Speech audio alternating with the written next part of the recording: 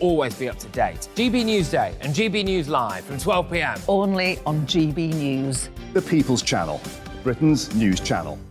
Hello there, it's Eamon Holmes here from Breakfast on GB News. We're not just on your television and your screens, you know. We're on DAB plus digital radio, so you can listen to your favourite shows on the move. If you've not yet listened to GB News Radio, it's very simple. We're on your radio player and TuneIn apps, on your smart speaker, phone or tablet, or online at gbnews.uk. Take us with you wherever you go. GB News Radio. You never have to miss a moment of the People's Channel. Join my show Farage, 7 p.m. till 8 p.m. Monday through Thursday. And there you will get opinion, analysis, debate, and I'll cover stories that nobody else dares to touch. You've been cancelled. Join the club. Oh, my goodness me. And then for the last 15 minutes, talking pints. We're over a drink. We have a civilised conversation with someone. We very often disagree, but we do it in a grown-up way. Come and join me on Farage. Hello, I'm Simon Evans. Join me on GB News for Headliners at 11 p.m, where I'll be joined by two of the country's top comedians as we take a look at tomorrow's newspapers tonight. If it's a big story, we'll be covering it, I guarantee, but we'll also have some fun along the way. That's GB News Headliners at 11 p.m. We won't put you to sleep, unlike some of the other paper review shows out there. So join us, 11 p.m, 7 nights a week.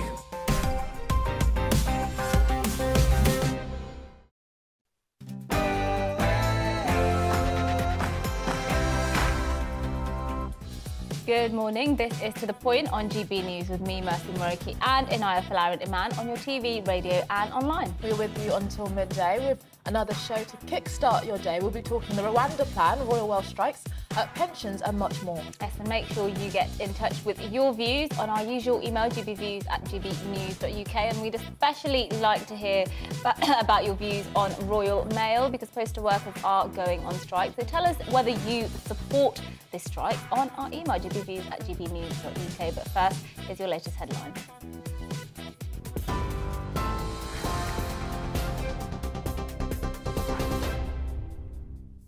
Good morning, it's 2 minutes past 10. I'm Ray Addison in the GB newsroom. Some Tory backbenchers are urging the Prime Minister to abandon her tax-cutting plans unveiled last month. Last night, Liz Truss came under pressure from Conservative MPs at a meeting of the 1922 committee. It comes just days after the Bank of England intervened for a second time with an emergency support package. It's warned that pension fund managers have until tomorrow to finish rebalancing their books. However, Head of Retirement Policy at AJ Bell, Tom Shelby, told GB News most pensioners have nothing to worry about.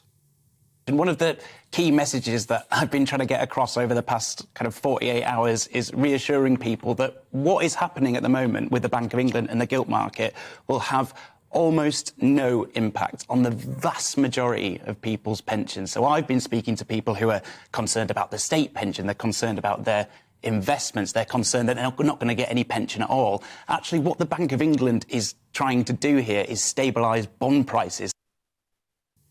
The High Court is hearing a second challenge against the government's plan to deport some asylum seekers to Rwanda. The government says the measures would reduce numbers crossing the English Channel. However, critics question Rwanda's human rights record.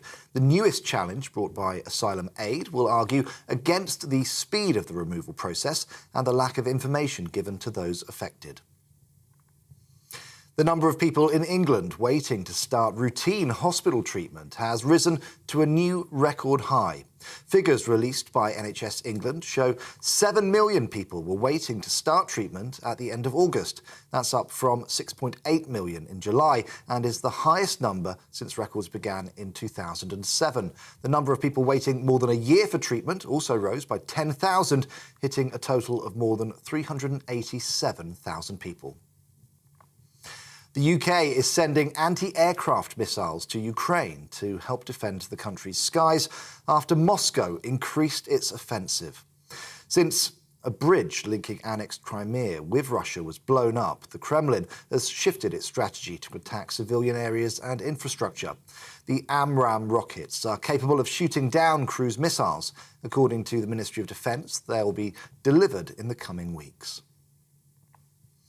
Royal Mail workers are striking today in a long-running dispute over pay and conditions. The Communication Workers Union says 115,000 members are joining picket lines outside of Royal Mail offices. It's accusing the Royal Mail of planning structural changes which would put employees' jobs at risk.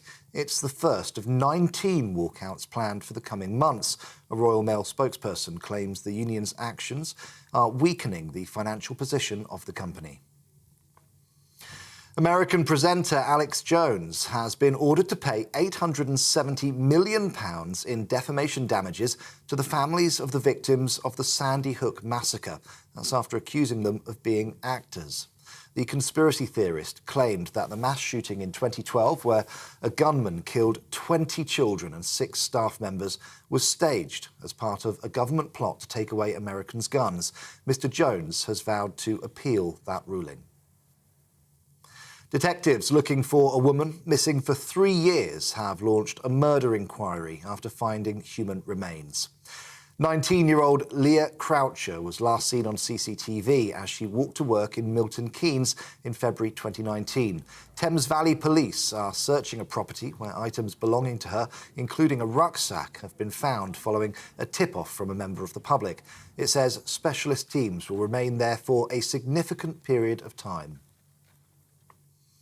The Royal College of Midwives warns that the lives of mothers and babies are being put at risk due to a severe shortage of maternity staff. It's calling on the government to fix what it says is a staffing crisis after claiming that 500 midwives left the NHS in England last year. That's on top of a pre-existing shortage of 2,000. And the Prince and Princess of Wales will visit the Queen Elizabeth Olympic Park in London today to celebrate the 10th anniversary of sports charity Coach Corps. The charity, launched by William and Kate in 2012, aims to create the next generation of sports coaches. It's helped more than 750 disadvantaged young people get onto community coaching apprenticeships. This is GB News. We'll bring you more as it happens. Now let's get back to the point.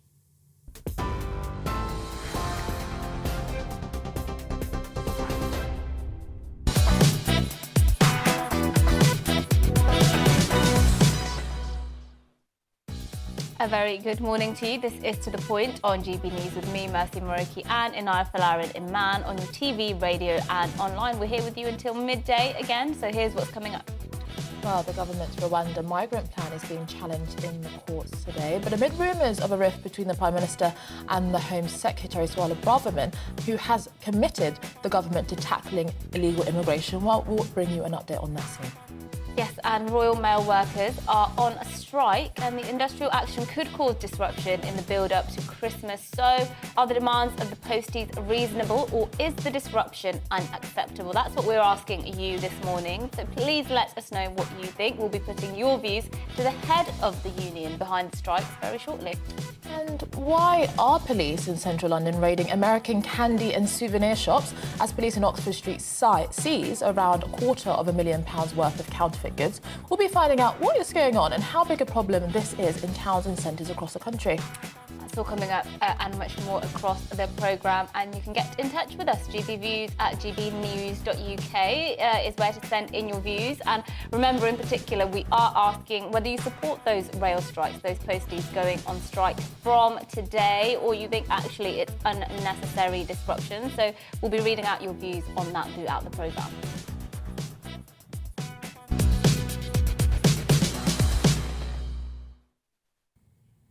Now, the government's flagship plan to process asylum seekers in Rwanda is being challenged in the courts today by campaign group Asylum Aid. Yes, Home Secretary Suella Braverman told the Conservative Party conference earlier this month that the government planned to continue with the Rwanda policy and came under fire for being insensitive when she said it was her dream to send asylum seekers to Rwanda. However, there are now reports of a row between the Prime Minister Liz Truss and the Home Secretary Suella Braverman over the immigration policy, with the PM wanting a more liberal immigration laws as part of her growth plan. So our political reporter, Catherine Forster, is outside the High Court for us right now. Thank you so much for joining us. I mean, what is the basis, please tell us, of the challenge by Asylum Aid? Yes, so this is a 2-day hearing brought by the charity Asylum Aid, beginning today and ending tomorrow. Of course, the government's plan to deport people who've crossed the channel illegally to Rwanda to have their claims processed came under legal challenge pretty much as soon as it was announced back in April. Now, at that time, the government's position was upheld in the courts, first at the High Court, then by the Court of Appeal, and then by the Supreme Court.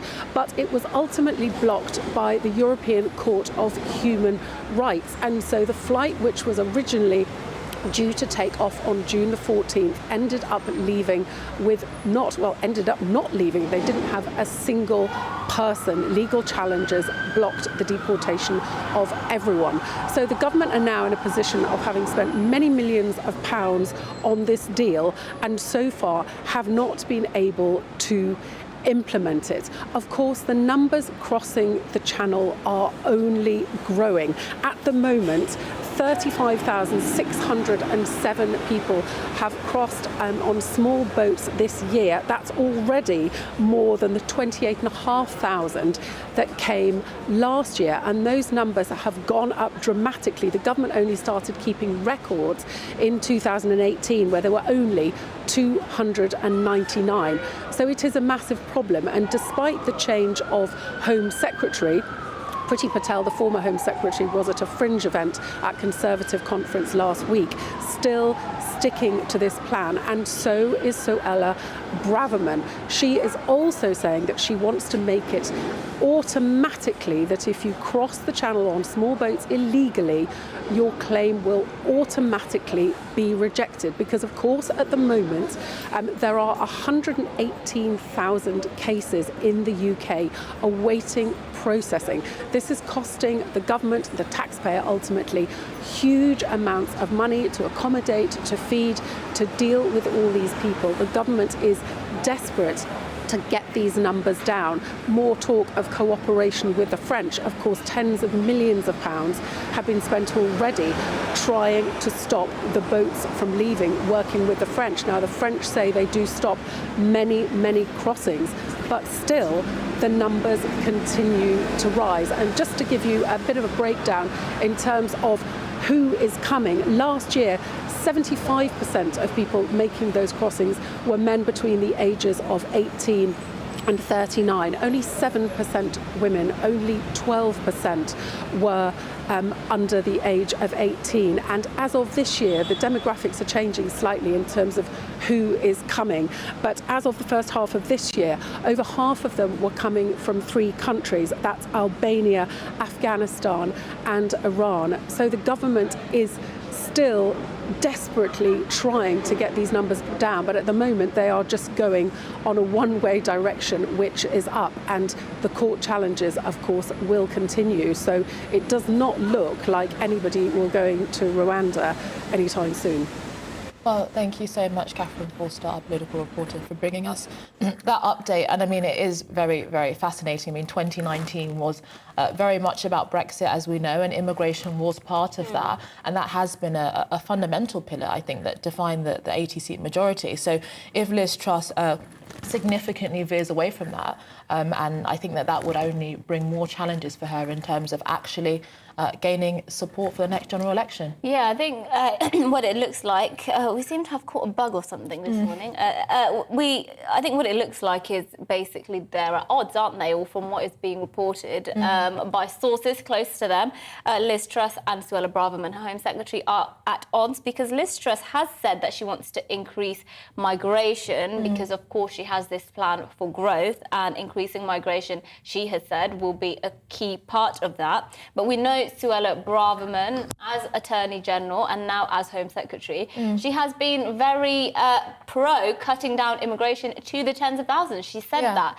And clearly they're going to have to reconcile those very conflicting ideologies if they're going to have any sort of a coherent plan. No, I agree. And I do really question a kind of model of growth that does rely on continually bringing bringing in low-skilled labour from other countries. But on another story, today, 115,000 postal workers walk out in a dispute over pay and terms and conditions. Yes, 21 strike days are scheduled between now and December, which means that during this time, no letters will be delivered and items posted the day before or after strike days could still be delayed. For businesses who rely on Royal Mail to deliver their products, it's a challenging time. Well, our reporter Ellie Costello went to meet the owner of a postal brownie company who is very concerned about the strikes. We've been sending our brownies out since the start of the pandemic. We post them on a Thursday, make them fresh on a Wednesday, and they are sent next day delivery. Because we use fresh butter, eggs, fresh fruit in our brownies, they have a short shelf life. So, you know, if they do go missing or they don't get to my customers on time, the shelf life will be reduced and the quality of the brownie will therefore be reduced. And I want to make sure that they are perfect. So it's essential that they get there next day. Jessica Baines is the owner of One Part Love Bakery, specialising in postal brownies. She's concerned about the latest Royal Mail strike, which starts again today, over pay and working conditions. The strike is significant. Royal Mail delivers to 31 million addresses 6 days a week. 115,000 members are on strike today from across Royal Mail and Parcel Force. The Communication Workers Union, the CWU, say it's the biggest national strike of any sector this year.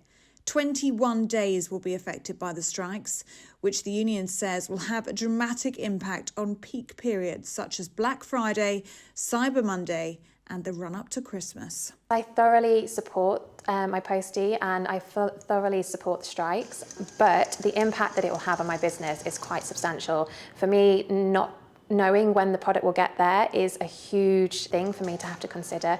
I'll have to change my postal days, then my baking days, and the knock-on effect it has to my business throughout predominantly November, which is the time where people are purchasing things for Christmas. It's such a huge month income-wise for our business that we really, really rely on, and not to have that postal service available to us or for there to be issues with getting the brownies to the customers, it's going to make such an impact on my business financially, and it's something that's quite worrying.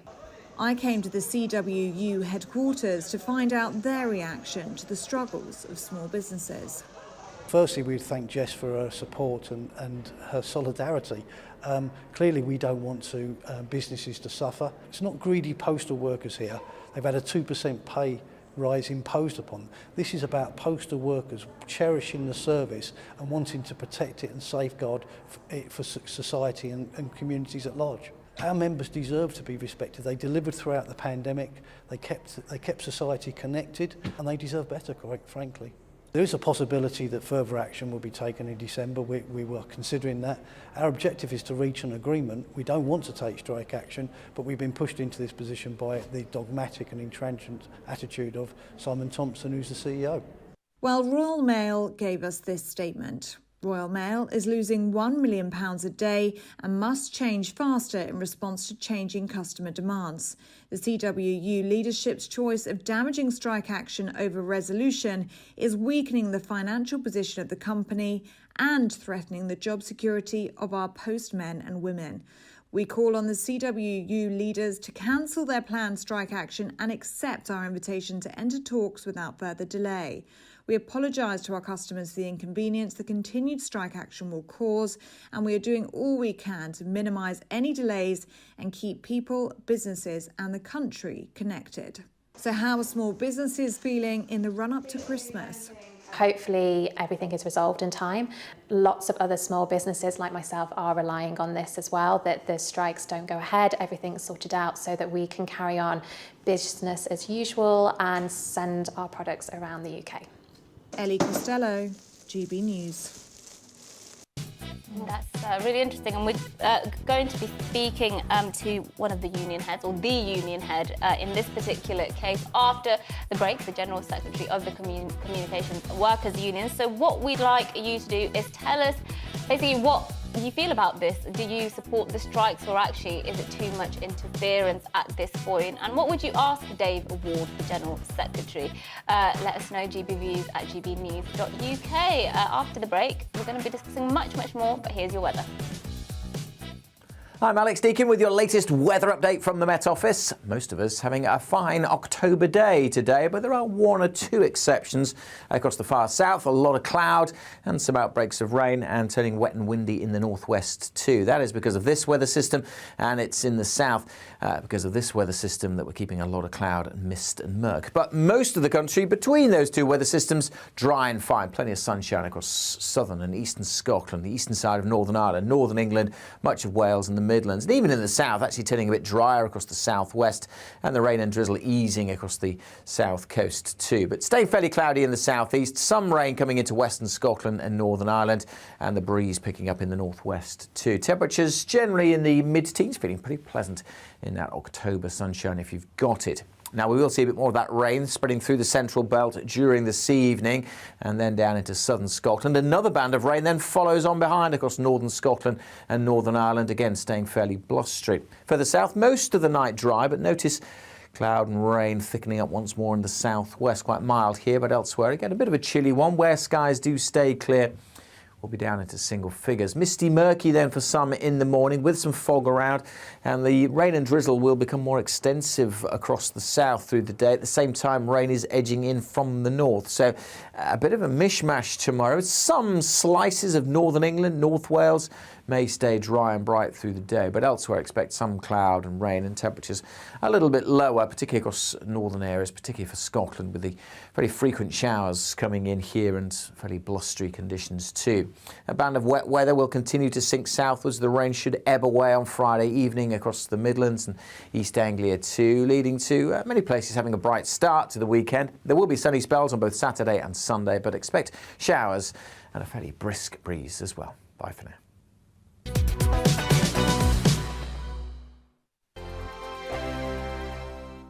Weekday afternoons on GB News, we've got the whole of the UK covered. From 12 to 3, it's GB News Day with me, Mark Longhurst. And me, Gloria Di Piero. You'll get the very latest on everything that's been going on across our great nation. And from 3 till 6, watch out for GB News Live with me, Patrick Christys. I'm not here to mess around. With all the biggest topics and guests, you will always be up to date. GB News Day and GB News Live from 12 p.m. Only on GB News. The People's Channel, Britain's news channel.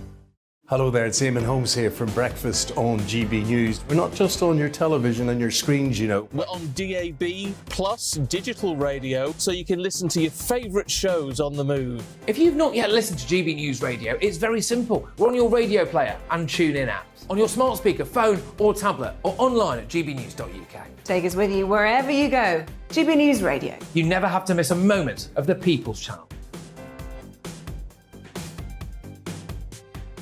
Join my show Farage, 7 p.m. till 8 p.m. Monday through Thursday, and there you will get opinion, analysis, debate, and I'll cover stories that nobody else dares to touch.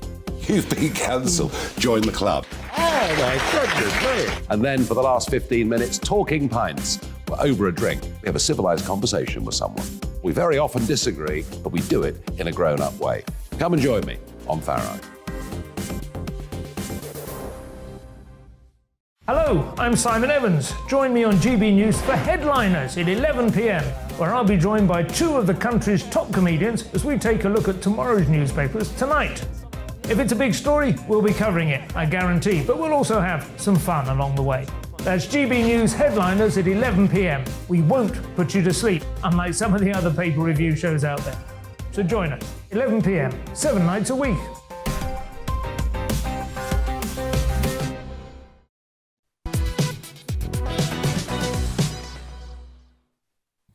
Good morning, it's 10:23. This is To The Point with Inaya Falarin Iman and myself, Mercy Moroki, on GB News. We're live on your TV, online and radio.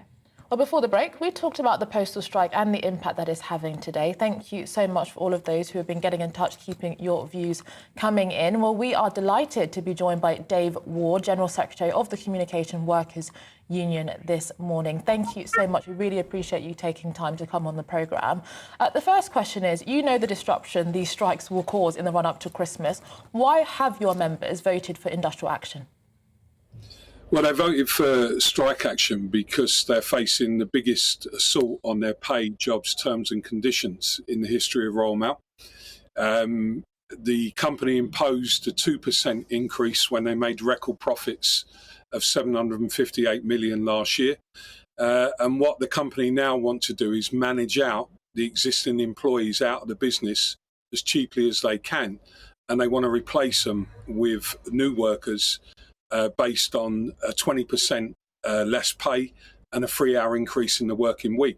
For public and the businesses, what that would also mean is destroying the special relationship that postal workers have with the sort of customers that were in your package earlier on, Jessica and the bakery. It means the end of daily deliveries, and it means hiving the parcels off into a separate company where they'll also want to bring in self-employed parcel drivers, replacing our members delivering the parcels that your viewers want to receive from postal workers. So it's a really, really difficult dispute.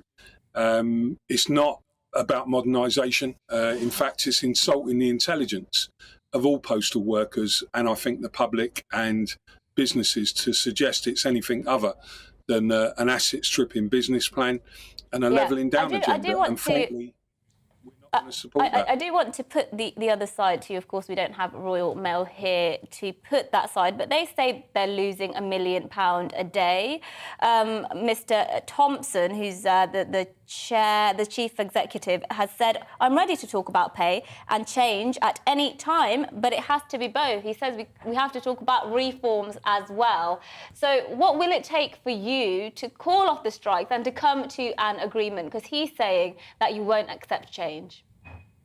Well, first of all, that is a complete lie. Mr. Thompson knows that. I was with Mr. Thompson yesterday and the day before in talks. So, I don't know why he's saying that to you. We actually had an agreement that was the boldest, most radical agreement on change that was signed by Mr. Thompson and the chairman of the company, Keith Williams, only 18 months ago. It was that agreement that was introduced and the changes that came from that during the pandemic that allowed Royal Mail to record their highest ever level of profits. Turning to your losing £1 million a day, well, I think if that's true, that since April, when they walked away from our agreement, that the company's now losing £1 million a day, we want to see the actual facts of that. But if that's true, they should be sacked for gross mismanagement, because what they've done is stalled the change programme in favour of this new asset stripping, levelling down business plan. And, there's no other way of saying this. This will destroy Royal Mail as you know it today. It will also be about sort of stripping back on all the decent jobs that we fought for years and years. And these are good people. Our members have voted, 98% in favour of strike action on a massive turnout of 77%. The support is rock solid up and down the country. We're the ones that are actually defending the services, and people like Simon Thompson and the board are out to destroy it and make more money and more profit for themselves and their shareholders. I mean, have you had any communication with the government? I mean, have they tried to mediate around this dispute in any way? Well, the government should be taking a greater interest in this. We have had communications with the Secretary of State. We've exchanged correspondence where we've asked the Secretary of State, Jacob Rees-Mogg, to intervene. They're actually investigating at the moment a company that's a private equity investment group based in Luxembourg. They're investigating them at the moment because that company wants to take over Royal Mail. And we believe that this whole agenda change from Royal Mail that suddenly has seen them from making profits to losing money, as they're saying, is a part of a narrative to suggest that Royal Mail is a basket case. And we're saying to the government, you should be scrutinising these plans. They clearly need to look at how we're going to come back round the table. But what I'm here to say to you is, and postal workers up and down the country will say the same thing to their customers, is we will never agree the levelling down agenda. This is wrong. It's wrong for the country. It's wrong for our members. It's wrong for customers of Royal Mail. Well, look, we've really appreciated you coming on to put forward your case. But before you go, I have to ask you, has Sir Keir Starmer, leader of the Labour Party, been in touch to offer solidarity with the striking workers in your union? Yes, I spoke to Keir Starmer yesterday. He's very interested now in what this dispute is about. And I believe that he is himself going to raise the issues that I've raised on this programme with the company. The company also, by the way, changed their name the other day. That went under the radar. They changed it from Royal Mail PLC to International Distribution Services, which backs up everything that I'm saying. And I think that not just the Labour Party, but the government itself should be protecting Royal Mail. It can have a bright future. It can innovate. We've put forward so many proposals on change. I mean, the union has been the drivers of change. But what we can't accept is modernisation being suggested when it's really asset stripping and ruining the jobs, terms and conditions of the workers and the services that your viewers enjoy.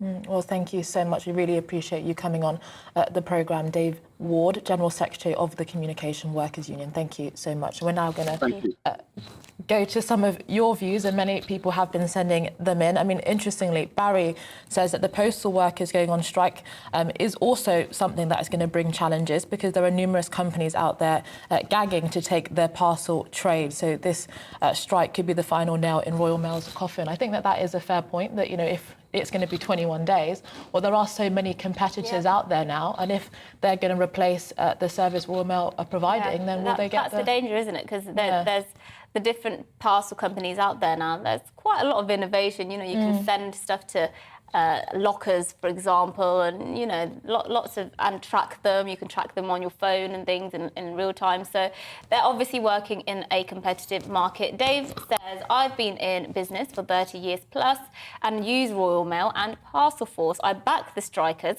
so don't blame them for bad planning of personal business.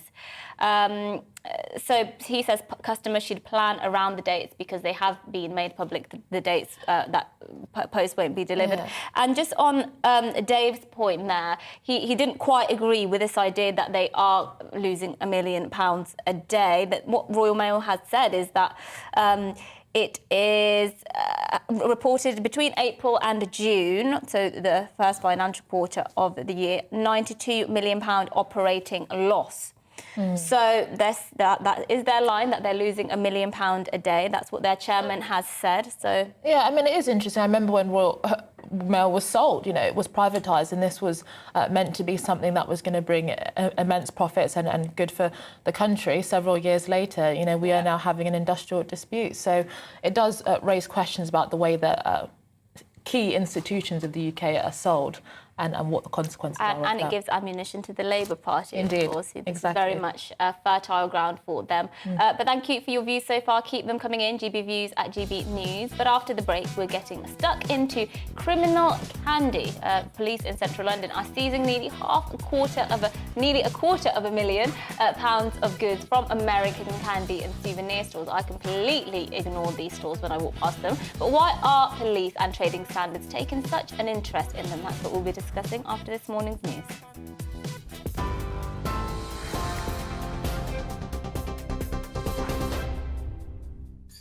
(33:10). I'm Ray Addison in the GB newsroom. Some Tory backbenchers are urging the Prime Minister to abandon her tax-cutting plans unveiled last month. Last night, Liz Truss came under pressure from Conservative MPs at a meeting of the 1922 committee. It comes just days after the Bank of England intervened for a second time with an emergency support package.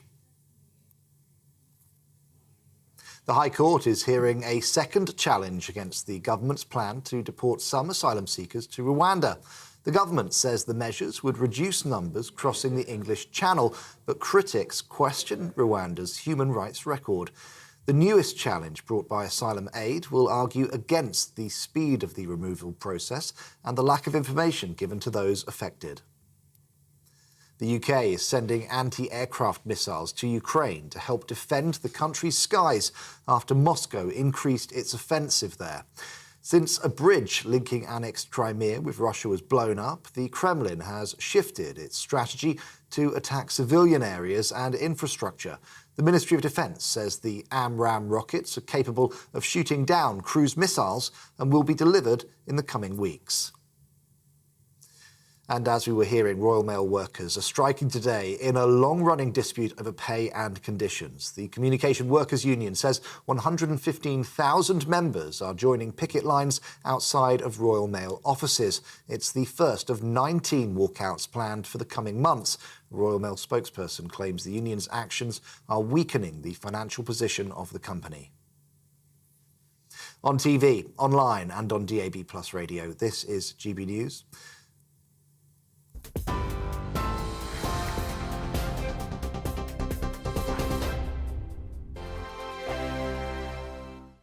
Weekday afternoons on GB News, we've got the whole of the UK covered. From 12 to 3, it's GB Newsday with me, Mark Longhurst. And me, Gloria Di Piero. You'll get the very latest on everything that's been going on across our great nation. And from 3 till 6, watch out for GB News Live with me, Patrick Christys. I'm not here to mess around with all the biggest topics and guests. You will always be up to date. GB Newsday and GB News Live from 12 p.m. Only on GB News. The People's Channel, Britain's news channel.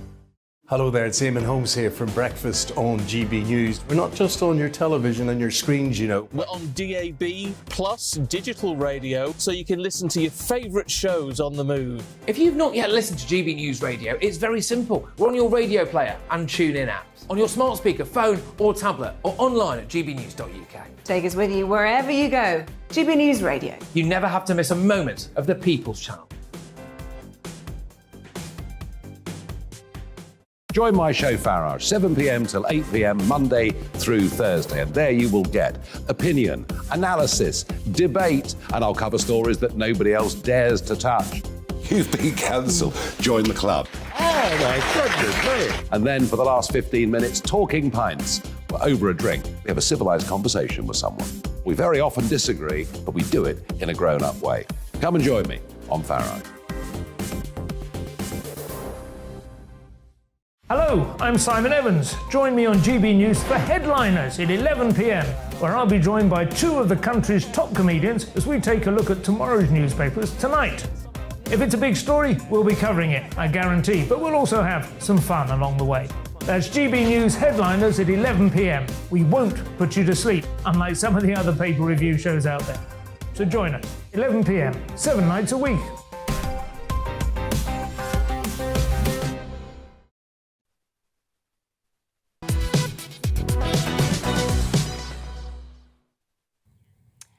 Good morning. The time is 10:37 and welcome to The Point with myself, Mercy Muraki, and Inaya Falarin Iman.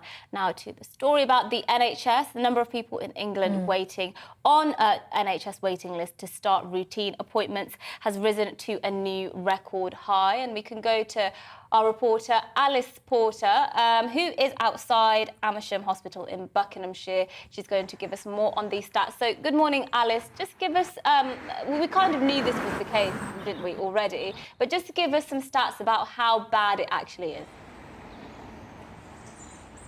Hi there, good morning. Well, yes, as you were saying there, the number of people waiting for routine hospital treatment has risen to record levels of 7 million people for August. And I think what's particularly concerning is last month it was record levels. It was 6.8 million people in June. So I think what's concerning here is part of a trend that we could see going into the winter period, is each month seeing potentially record levels. But let's just unpick them a bit. So in terms of how long people are waiting for, more than 387,000 people were waiting more than 52 weeks in England for routine hospital treatment.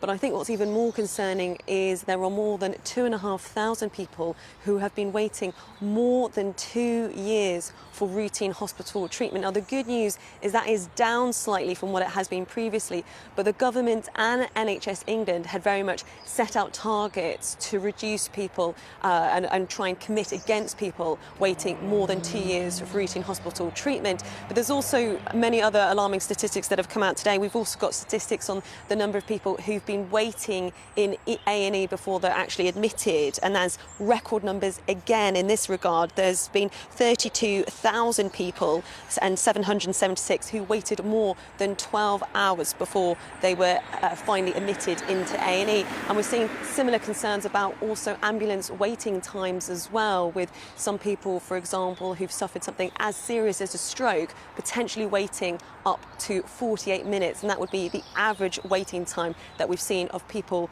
waiting for ambulances with the statistics that have come out today.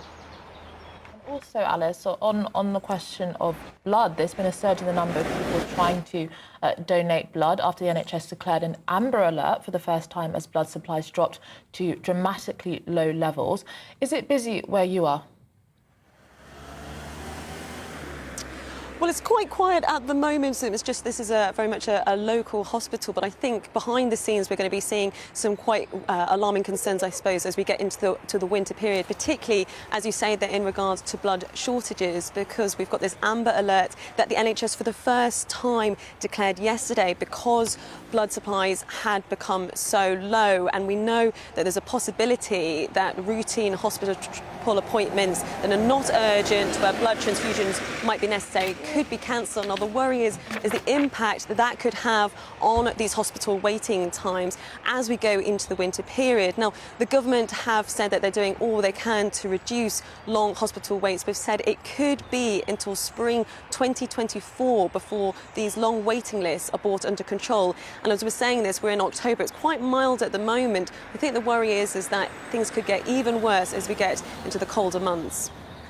Yes, well, Alice, thank you for bringing us that information there. 7 million people, over 7 million, a record high. We kind of knew it was going to happen already, but it's quite stark. Those figures are very stark indeed, so it's a very worrying situation there as we go into the winter.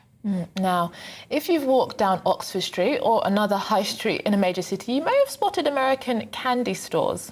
Yes, but now candy is being linked to criminality, or sweets, we say in the UK, not candy. Candy is very American. But candy and souvenir tourist shops have been accused of being at the centre of a tax evasion scam. And a recent raid by police and trading standards seized an estimated £215,000 of suspected safe and unsafe goods, with the Met Police declaring on Twitter that, quote, playtime is over. Indeed. Well, what impact will these raids have? And is there a serious problem with crime and candy? Joining us now to discuss this is Peter Kirkham, former Metropolitan Police Service Senior Investigator. Thank you so much for joining us. Good morning.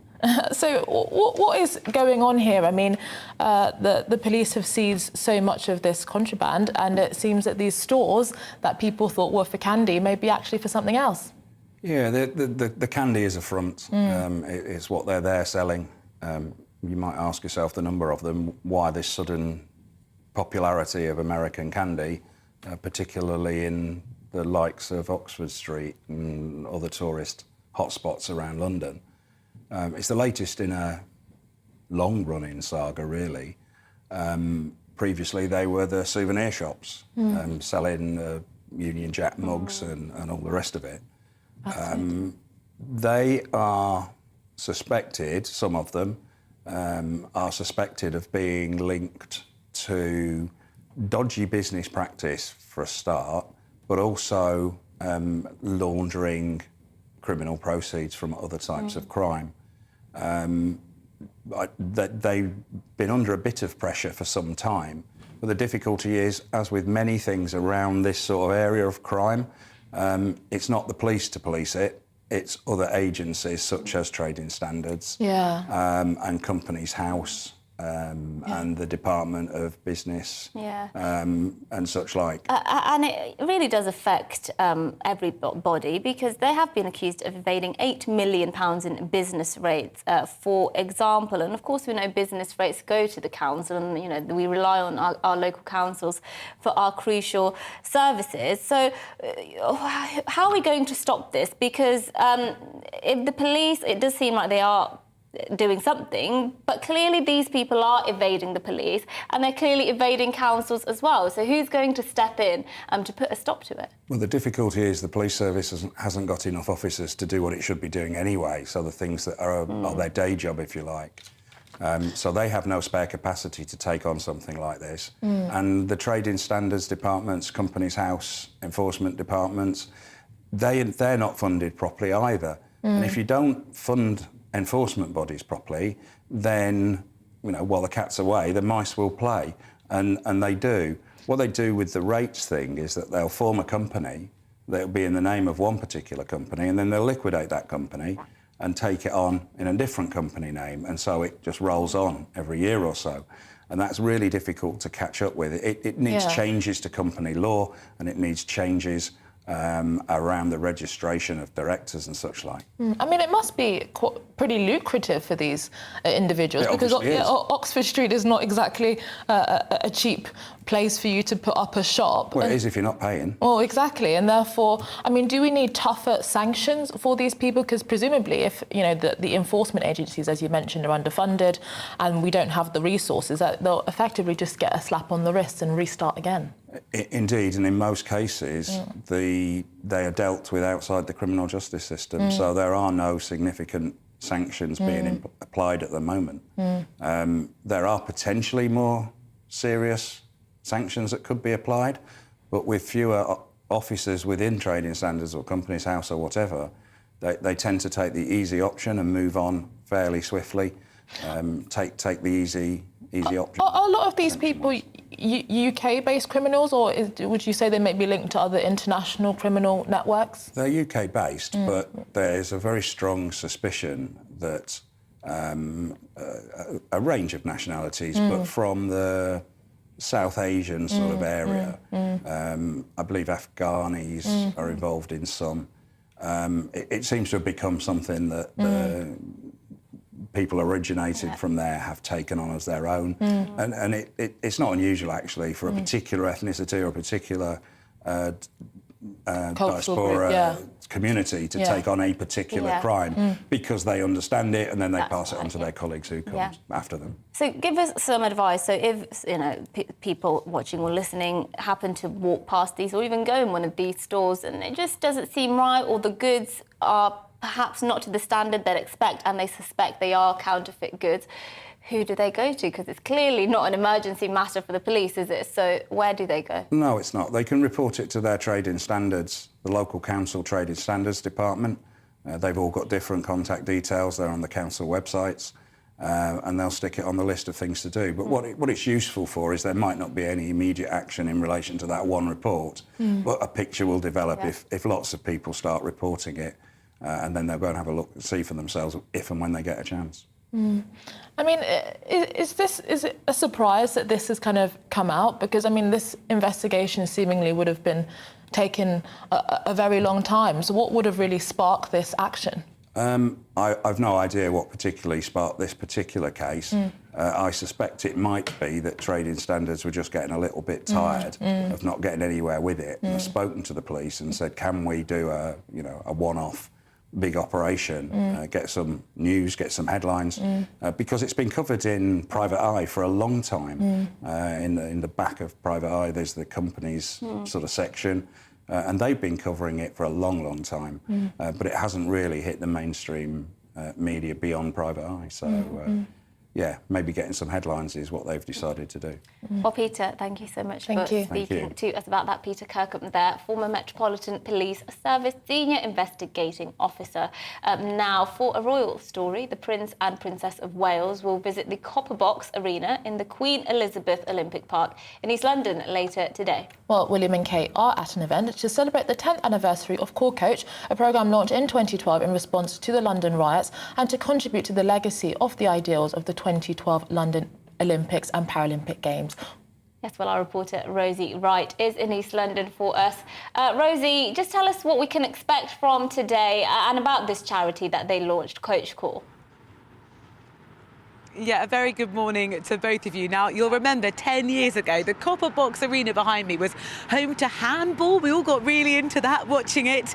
Well, today it's going to be host to a new sport I'd never heard about before, but some football and some boxing, and taking part will be the Prince and Princess of Wales. They are visiting to celebrate not only as the park is 10 years since the Olympics and the Olympic legacy, but a charity, Coach Corps, that are all about gearing up and building up people who've had more difficult backgrounds to make sure they can instill sporting success, mental health and ability into those people and the next generation. Someone who can tell us a lot more is Gary. He's the CEO of Coach Corps, who's come to join me. Thank you very much.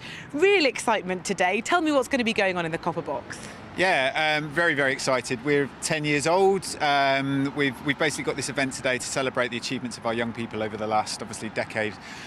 So they're going to be doing what they do best, essentially. They're going to be taking some very special guests through some boxing, some boccia, some football activities, showing the skills that they've learned. What's boccia? Boccia is a disability sport where it's a kind of bowls of a sort with assisted ball that you drop down a chute that essentially ends up like a bit of a bowls activity. So they're going to be taking the guests through some of that.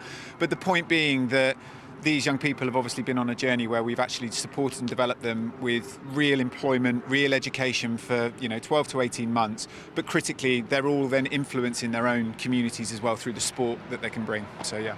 And the Royals have been part of that story from the very beginning. I've been very fortunate. I led the very first programme back in 2012. I now had the privilege of being CEO today. We've seen it as a programme that started in London with their Royal Highnesses really giving us the platform to sort of launch this programme and show the Sport for Chance, Sport for Development organisations that there was a way out for some of their young people. We've got incredible organisations doing real hard yards on estates up and down the country, but a lot of them can't put them into meaningful employment and education. We essentially see ourselves as a social mobility charity that can do that through apprenticeships. So they get to change their lives, but also, as I say, the community around them. And their Royal Highnesses have been fantastic. We launched under the Royal Foundation umbrella. We've now become an independent charity of our own right in the last sort of 2.5 years. And it's gone from a very small London programme to 19 cities now. So, yeah. So William and Kate will be taking part later. That's this afternoon, and we'll both be here to sort of guide the audience at home through that. You actually yourself are one of those people who didn't have the easiest start, and now not only are you doing this charity, you've had some very recent exciting sporting success. Yes, you could say that. So yes, first veteran over the line at London Marathon. So yeah, very pleased. I'm still trying to act like I'm the athlete that I was when I was 15, 16, basically. But no, I think... And your time, we have to know your time. 2:21, so yes. That is incredible. But it's part of the charity, isn't it? The people who really are sort of still at the peak, the absolute peak of their physical game now, are training up the next generation.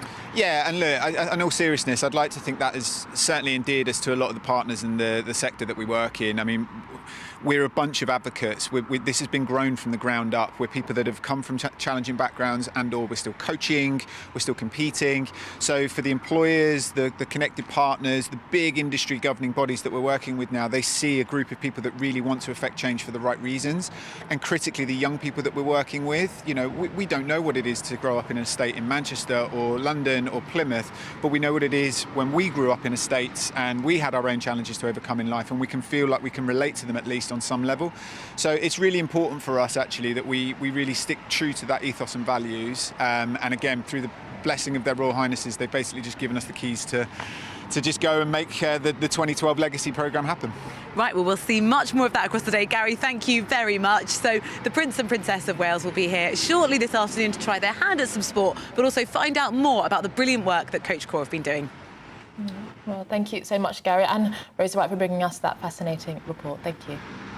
Yes, now let's finish off the hour with some of the lighter stories of the day that might be of interest to you. Certainly interested us. Mark Zuckerberg has unveiled a new £1,500 virtual reality headset that he hopes will change the way people work. Well, this comes as an estimated 200 million people get a new computer every year for work, and he believes that these headsets will one day replace them.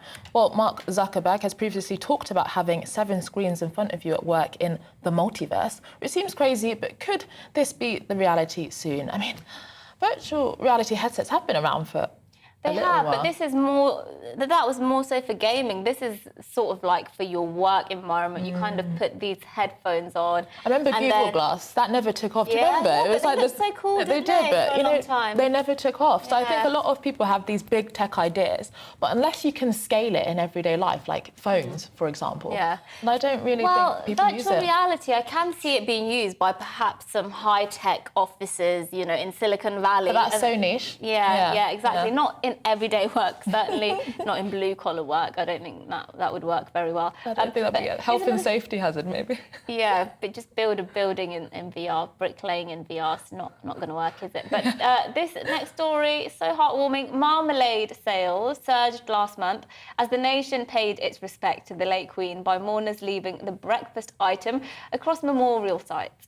Well, marmalade sales soared by 18% after the unusual mark of condolences was inspired by a comedy sketch performed by Queen Elizabeth for the Platinum Jubilee celebrations earlier this year with Paddington Bear. Yeah, if you'll remember, she did, for the Jubilee celebration, she had that nice little sketch where she had tea with Paddington Bear and they both had marmalade sandwiches and, you know, some people were leaving marmalade sandwiches instead of flowers or with their flowers in tribute to the Queen, and it's really sweet. I love the Queen, but I'm not a fan of marmalade, I must admit. Yeah, it's too sour. I love marmalade. Too lemony. I think it's better than jam. Too lemony. No, jam is the one. No, I'm going to have to say this.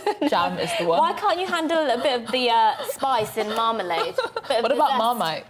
No. No, I'm not a Marmite person. No. Okay, we agreed on that. No, we can all agree that jam and marmalade are definitely better than Marmite, but let us know if you think. What do you think? If you're a Marmite person, gbviews@gbnews.uk.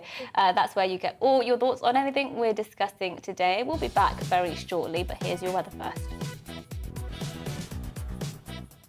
I'm Alex Deakin with your latest weather update from the Met Office. Most of us having a fine October day today, but there are one or two exceptions across the far south. A lot of cloud and some outbreaks of rain and turning wet and windy in the northwest too. That is because of this weather system, and it's in the south because of this weather system that we're keeping a lot of cloud and mist and murk. But most of the country between those two weather systems, dry and fine. Plenty of sunshine across southern and eastern Scotland, the eastern side of Northern Ireland, northern England, much of Wales and the Midlands, and even in the south, actually turning a bit drier across the southwest, and the rain and drizzle easing across the south coast too. But staying fairly cloudy in the southeast, some rain coming into western Scotland and Northern Ireland, and the breeze picking up in the northwest too. Temperatures generally in the mid-teens, feeling pretty pleasant in that October sunshine if you've got it. Now, we will see a bit more of that rain spreading through the central belt during this evening and then down into southern Scotland. Another band of rain then follows on behind across northern Scotland and Northern Ireland, again staying fairly blustery.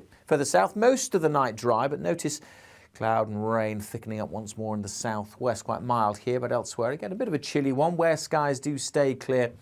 We'll be down into single figures. Misty, murky then for some in the morning with some fog around, and the rain and drizzle will become more extensive across the south through the day. At the same time, rain is edging in from the north. So a bit of a mishmash tomorrow. Some slices of northern England, North Wales may stay dry and bright through the day, but elsewhere expect some cloud and rain and temperatures a little bit lower, particularly across northern areas, particularly for Scotland, with the very frequent showers coming in here and fairly blustery conditions too. A band of wet weather will continue to sink southwards. The rain should ebb away on Friday evening across the Midlands and East Anglia too, leading to many places having a bright start to the weekend. There will be sunny spells on both Saturday and Sunday, but expect showers and a fairly brisk breeze as well. Bye for now.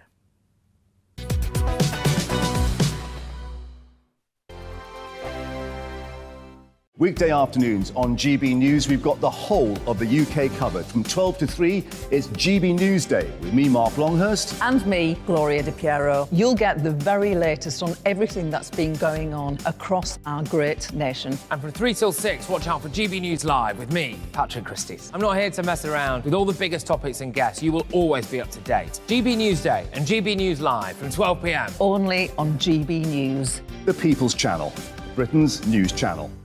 Hello there, it's Eamon Holmes here from Breakfast on GB News. We're not just on your television and your screens, you know. We're on DAB plus digital radio, so you can listen to your favourite shows on the move. If you've not yet listened to GB News Radio, it's very simple. We're on your radio player and tune-in apps, on your smart speaker, phone or tablet, or online at gbnews.uk. Take us with you wherever you go. GB News Radio. You never have to miss a moment of the People's Channel. Join my show Farage, 7 p.m. till 8 p.m. Monday through Thursday. And there you will get opinion, analysis, debate, and I'll cover stories that nobody else dares to touch. You've been cancelled. Join the club. Oh my goodness me. And then for the last 15 minutes, talking pints. We're over a drink. We have a civilised conversation with someone. We very often disagree, but we do it in a grown-up way. Come and join me on Farage. Hello, I'm Simon Evans. Join me on GB News for Headliners at 11 p.m, where I'll be joined by two of the country's top comedians as we take a look at tomorrow's newspapers tonight. If it's a big story, we'll be covering it, I guarantee, but we'll also have some fun along the way. That's GB News Headliners at 11 p.m. We won't put you to sleep, unlike some of the other paper review shows out there. So join us, 11 p.m, 7 nights a week.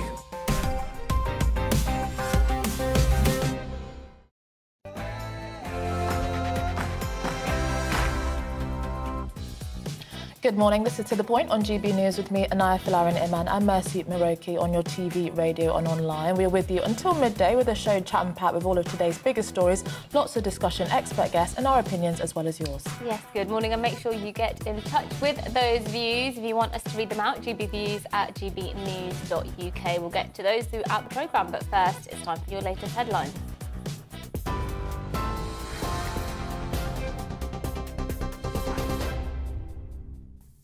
Good morning, almost exactly 11 a.m. I'm Ray Addison in the GB newsroom. Some Tory backbenchers are urging the Prime Minister to abandon her tax-cutting plans unveiled last month. Last night, Liz Truss came under pressure from Conservative MPs at a meeting of the 1922 committee. It comes just days after the Bank of England intervened for a second time with an emergency support package. It's warned that pension fund managers have until tomorrow to finish rebalancing their books. However, head of retirement policy at AJ Bell, Tom Shelby, told GB News most pensioners have nothing to worry about. The key messages that I've been trying to get across over the past kind of 48 hours is reassuring people that what is happening at the moment with the Bank of England and the gilt market will have almost no impact on the vast majority of people's pensions. So I've been speaking to people who are concerned about the state pension, they're concerned about their investments, they're concerned that they're not going to get any pension at all. Actually, what the Bank of England is trying to do here is stabilise bond prices. The High Court is hearing a second challenge against the government's plan to deport some asylum seekers to Rwanda. The government says the measures would reduce numbers crossing the English Channel, but critics are concerned by Rwanda's human rights record. The newest challenge, brought by Asylum Aid, will argue against the speed of the removal process and the lack of information given to those affected. The number of people in England waiting to start routine hospital treatment has risen to a new record high. Figures released by NHS England show 7 million people were waiting to start treatment at the end of August. That's up from 6.8 million in July, and is the highest number since records began in 2007. The number of people waiting more than a year has hit a total of more than 387,000. The UK is sending anti-aircraft missiles to Ukraine to help defend the country's skies after Moscow increased its offensive. Since a bridge linking annexed Crimea with Russia was blown up, the Kremlin has shifted its strategy to attack civilian areas and infrastructure. The AMRAAM rockets are capable of shooting down cruise missiles. The Ministry of Defence says they'll be delivered in the coming weeks. Royal Mail workers are striking today in a long-running dispute over pay and conditions. The Communication Workers Union says 115,000 members are joining picket lines outside of Royal Mail offices. It's one of 19 walkouts planned for the coming months. A Royal Mail spokesperson claims the union's action is weakening the financial position of the company. Conspiracy theorist Alex Jones has been ordered to pay nearly $1 billion in the Sandy Hook defamation trial. The American radio host claimed that the 2012 shooting massacre was a hoax and that the parents of the children killed were paid actors. The jury decided he should pay £870 million in damages to several families who suffered from his false claims. 20 children and 6 of their teachers and staff died in the shooting. Detectives looking for a woman missing for 3 years have launched a murder inquiry after finding human remains. 19-year-old Leah Croucher was last seen on CCTV as she walked to work in Milton Keynes in February 2019. Thames Valley Police are searching a property where items belonging to her, including a rucksack, have been found following a tip-off from the public. It says specialist teams will remain there for a significant period of time. The Royal College of Midwives warns that the lives of mothers and babies are being put at risk due to a severe shortage of maternity staff. It's calling on the government to fix what it says is a staffing crisis after claiming 500 midwives left the NHS in England last year. That's on top of a pre-existing shortage of 2,000. The Prince and Princess of Wales will visit the Queen Elizabeth Olympic Park in London today to celebrate the 10th anniversary of sports charity Coach Corps. The charity, launched by William and Kate in 2012, aims to create the next generation of sports coaches. It's helped more than 750 disadvantaged young people get onto community coaching apprenticeships. This is GB News. We'll bring you more as it happens. Now let's get back to the point.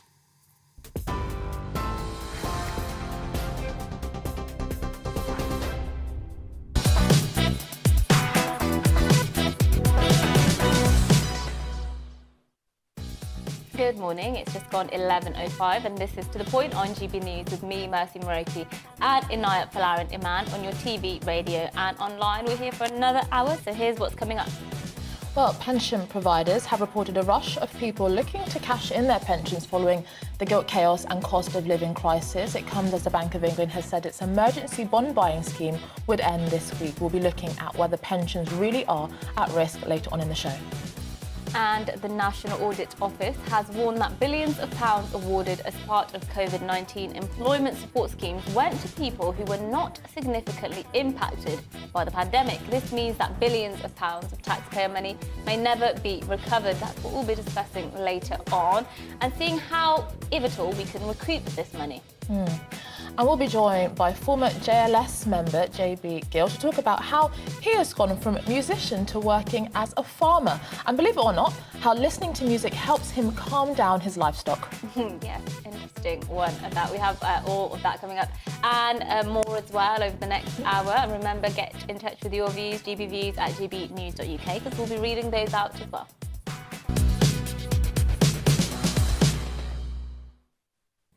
Now, pension providers have reported a rush of people looking to cash in their pensions after the Bank of England insisted its emergency bond buying scheme would end this week. Yes, well, Chancellor Kwesi Kwarteng plans for huge tax cuts without indication of exactly how they would be paid for. And this sparked a dramatic reaction on the financial markets last month. Well, the pound fell to a record low and bond prices also fell sharply, forcing the Bank of England to step in to stop their price from falling further. Well, let's just take a quick look at this. Earlier in breakfast, Paul and Isabel spoke to Tom Selby, head of retirement policy at AG Bell Tommy Selby, about people worried about their pensions. Absolutely nothing wrong with engaging with your pension, having a look at your pension. One of the key messages that I've been trying to get across over the past kind of 48 hours is reassuring people that what is happening at the moment with the Bank of England and the gilt market will have almost no impact on the vast majority of people's pensions. So I've been speaking to people who are concerned about the state pension, they're concerned about their investments, they're concerned that they're not going to get any pension at all. Actually, what the Bank of England is trying to do here is stabilise bond prices. So they're worried that pension schemes, which are huge investors in bonds, are going to sell off all their bonds because they've got insurance contracts that demand that they need to do that. But if you're in receipt of one of these defined benefit pensions, the main thing in terms of whether or not you'll get your pension is the solvency of the employer. Well, let's now speak to economics commentator Laurie Laird, who joins us now. Good morning, Laurie. Good morning, ladies. Yes, on Tuesday evening, Andrew Bailey told pension funds, you've got 3 days left now and you've got to sort it out. Do you think that is a possibility, that they will sort it out?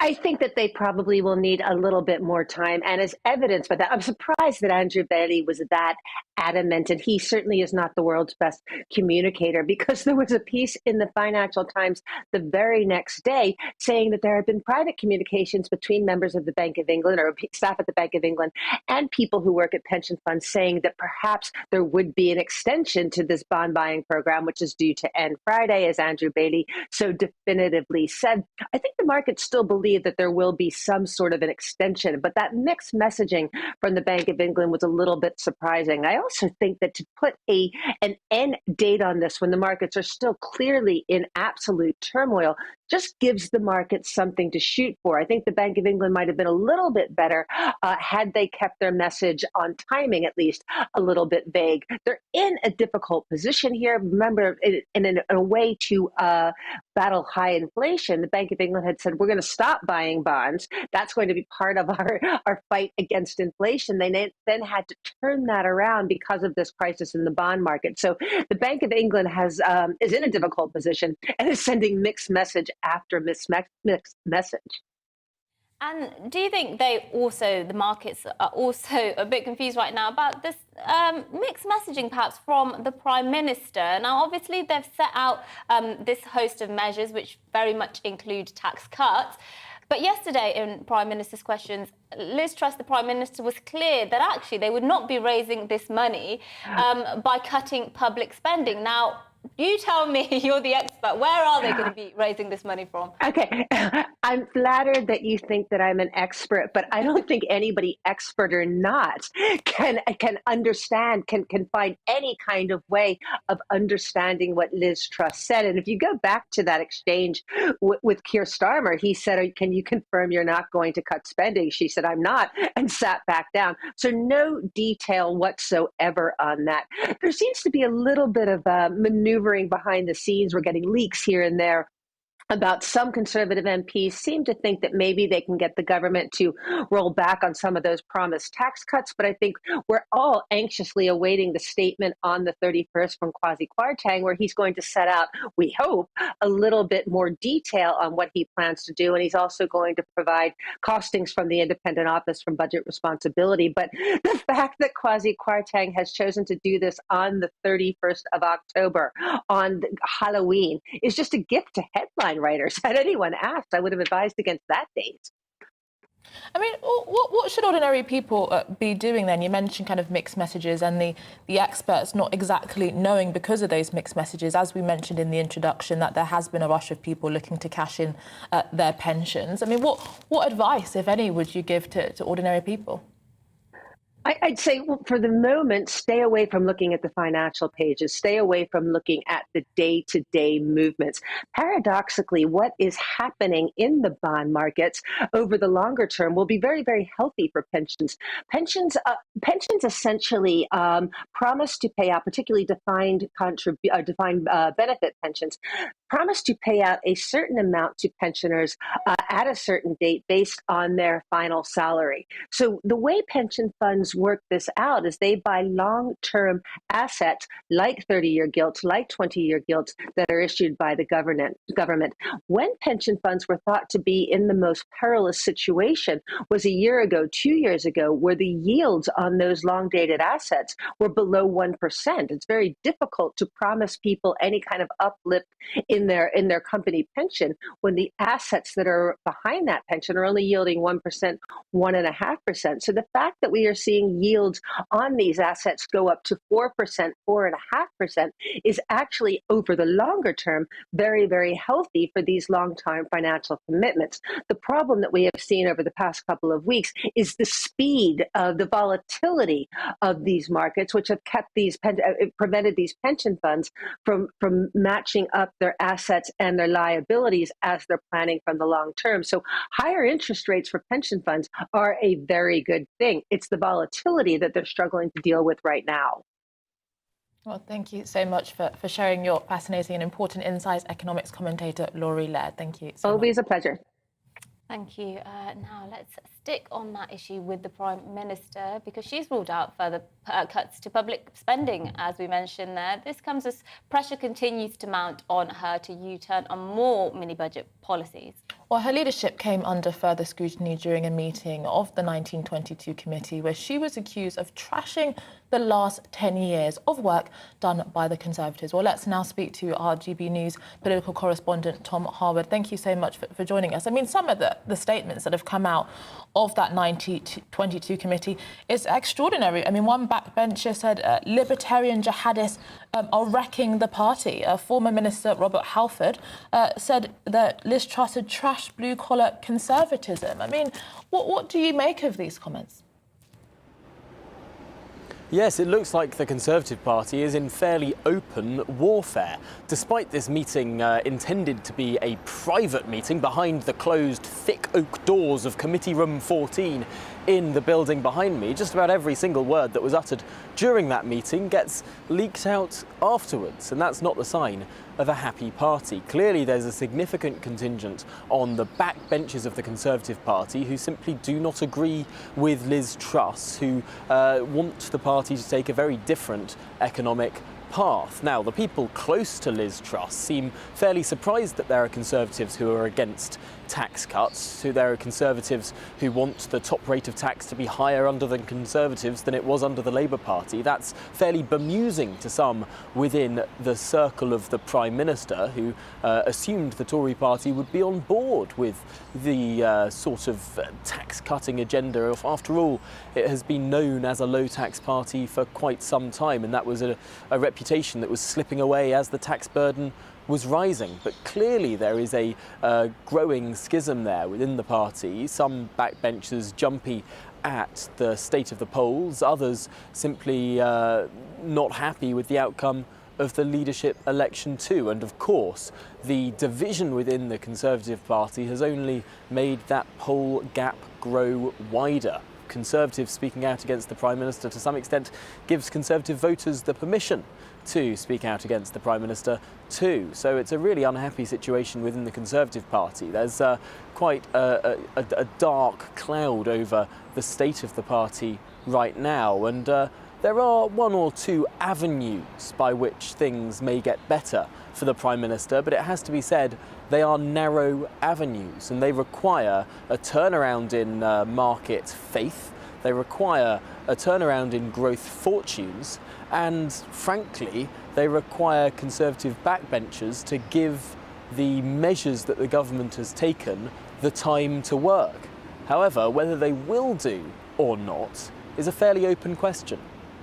I mean, on that point, I mean, has Liz Truss really been given enough time? I mean, she won the leadership contest fair and square, and even though many of the MPs, if not the majority, did not support her, she still won the contest. And I mean, some people might argue that the infighting that is going on may well be contributing to the fact that the Tories are behind in the polls, not just this kind of so-called mini-budget that many people are holding all responsibility for the crisis that we're experiencing.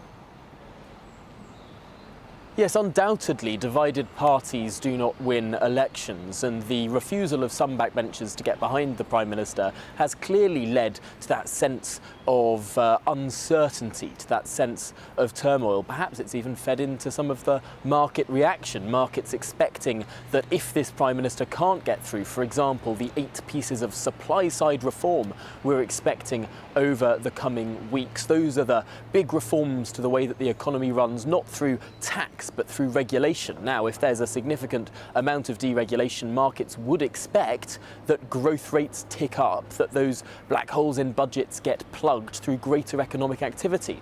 However, if markets don't believe that the Prime Minister is able to get through that agenda, not able to get through, for example, planning reform or migration reform or childcare reform, or all of these different reform packages that we were expecting to come in what was originally termed Operation Rolling Thunder, running up to Christmas, if those packages of reform are unable to get through the House of Commons, and it looks like the market doesn't think that they are able to get through the House of Commons, well then it's no wonder that investor confidence is lower because those are the key levers to deliver higher growth.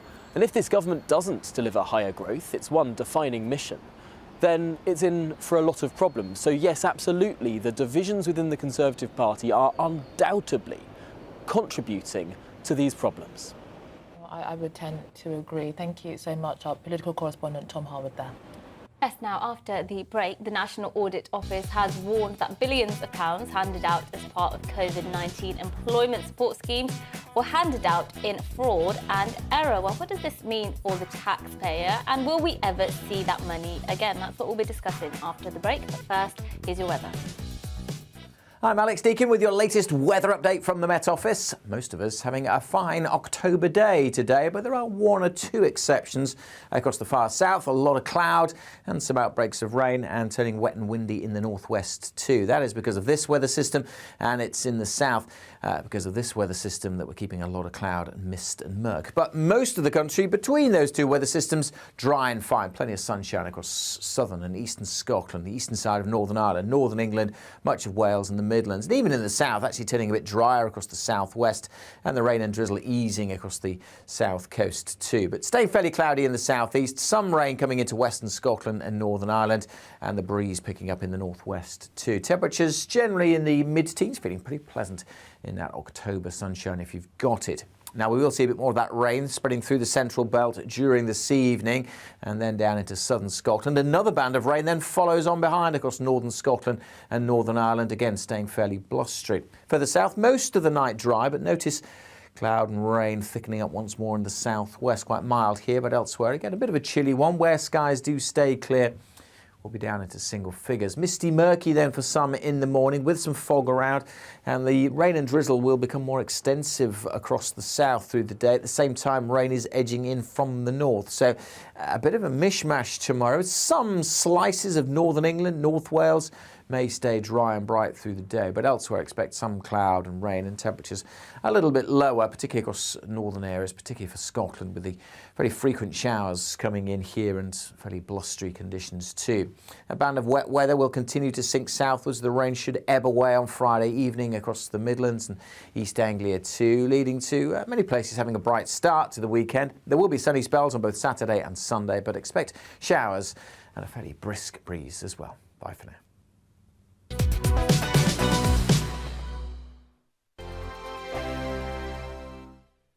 Weekday afternoons on GB News, we've got the whole of the UK covered. From 12 to 3, it's GB News Day with me, Mark Longhurst. And me, Gloria Di Piero. You'll get the very latest on everything that's been going on across our great nation. And from 3 till 6, watch out for GB News Live with me, Patrick Christys. I'm not here to mess around with all the biggest topics and guests. You will always be up to date. GB News Day and GB News Live from 12 p.m. Only on GB News. The People's Channel, Britain's news channel.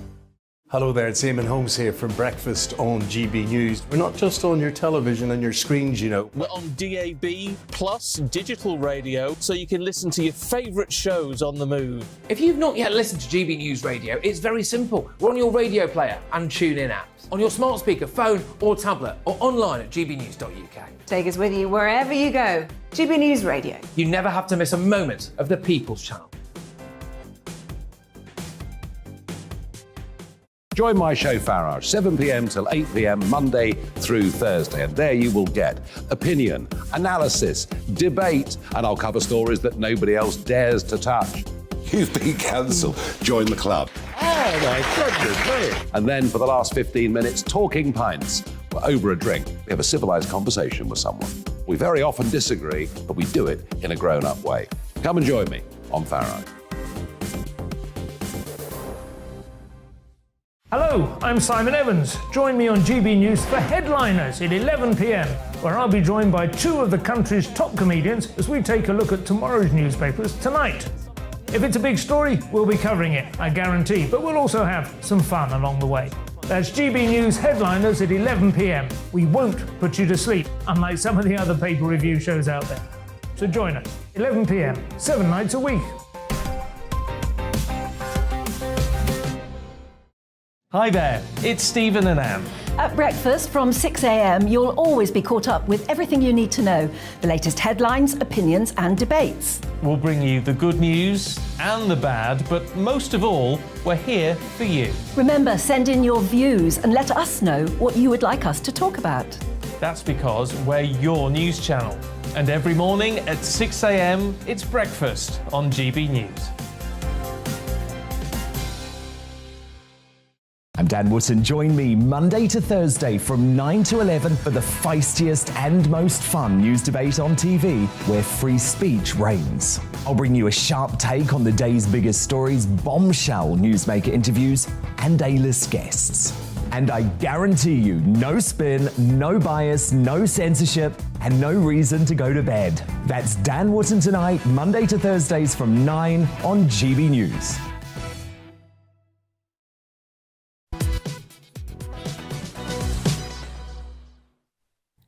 Good morning, it's 11:23 and this is To The Point with Inaya Falarin Iman and myself, Mercy Moroki on GB News, and we're live on your TV, online and radio.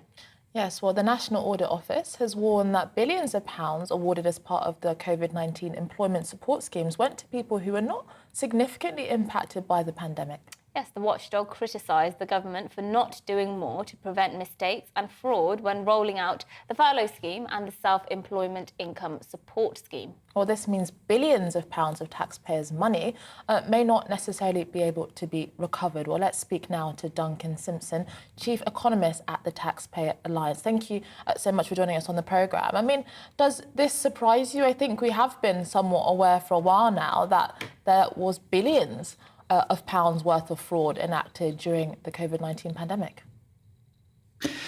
Unfortunately not. No, it's not surprising. Obviously, we've seen quite a few of these similar stories as sort of a drip feed over the last couple of years. So for the National Audit Office to combine a lot of this data is very helpful to, hopefully stop any of this kind of serious fraud happening again in the future, but to get a real picture of how these kind of schemes were delivered across various government departments. So these are just focusing on two examples. So one of which is the main coronavirus job retention scheme. So that's the furlough scheme, of which I think there was something like 12 million jobs which were on that at one stage, as well as support provided to those who are self-employed.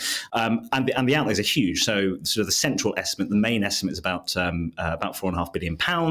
There is some ambiguity with that. It sort of ranges from about £3.5 to over £6 billion. So these are very, very vast numbers. I would say there is sort of a slight silver lining in the report from the National Audit Office. They said that the delivery of these schemes for the most part was done very well because it was a very broad base. That's pretty intuitive. A lot of people were covered by these schemes. In addition to that, the actual initial estimate for the cost of these schemes overall was too high. So the actual outlays which the government did over that sort of 18-month period when they were in place was lower in the end. So that's some good news. But yes, overall, it is obviously a pretty alarming picture to have this in black and white in front of us.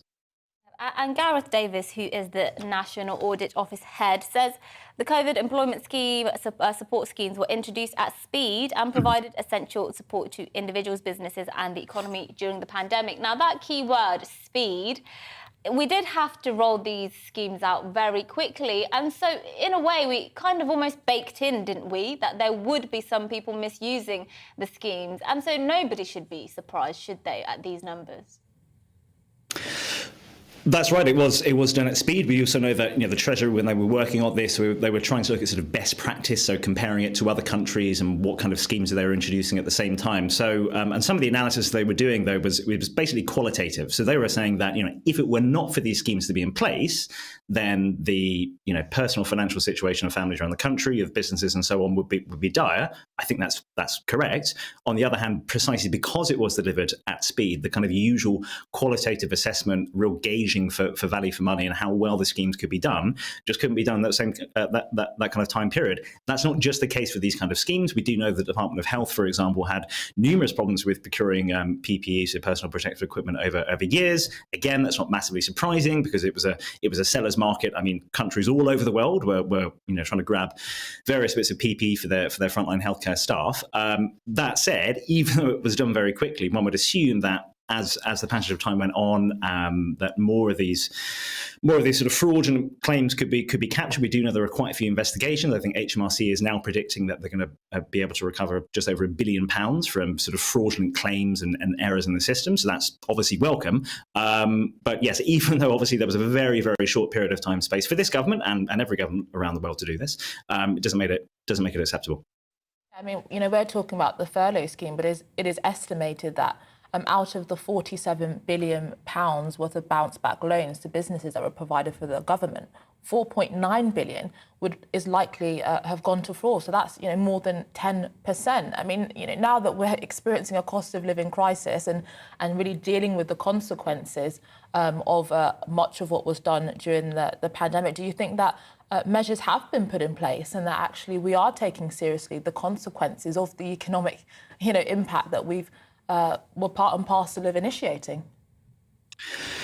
Well, I think more needs to be done. It should have been done 2 years back, could still be done now. So one specific example would be to alter the 2006 Fraud Act, which basically means that if you're providing sort of false documents and false evidence in order to claim those CBILS loans, which is what businesses got, as well as the job retention scheme, then the threat of imprisonment should be much higher than it currently is. So, for example, it could go up to a 10-year prison sentence, which is what it is in the Fraud Act. So that's sort of one tangible change in law which the government could implement and then sort of retrospectively prosecute people if they've been found to play with the system.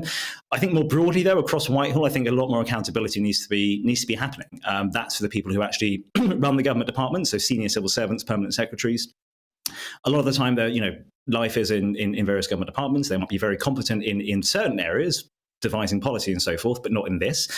So tangible changes, again, could be, for example, House of Commons Select Committees. They have much more role and much more say in terms of doing pre-appointment hearings. So we get a better understanding of, senior officials' abilities to actually cope with these kind of emergencies, which the country faced a couple of years back. But more broadly as well, the kind of people that we have running the government departments, who sit on the boards of government departments, that should be much more broadly based. You want a real range of talents within that to do that, to try and stop this happening in the future. So, two tangible things, frankly, lock people up if they've been found to break the law, but then also try and get better people in government departments at the very top in the future.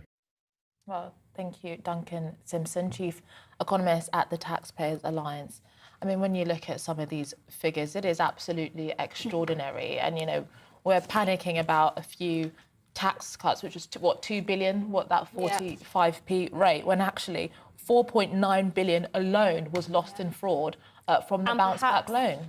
And perhaps even more, because these are just estimates based on what they know, and the range given for is 3.2 billion to 6.3 billion pounds for emergency COVID support. So it could be much more than that. And as you say, it was done at speed, but yes, we should have kind of known better, I suppose, than to just think we could hand out all this money, make this free money available, and that people wouldn't take advantage of it. And I remember Rishi Sunak was almost coming out like Santa Claus, here's all this free money to help everybody, and now we're all kind of dealing with the consequences. And back then, Rishi Sunak's electoral prospects as a result were very high. People were saying, he is the obvious successor to Boris Johnson. Well, I mean, look how all of that has turned out. How the tables turn. But... Yes, indeed. Well, let's go to some of your views. We were talking earlier about the Royal Mail strikes that are starting today.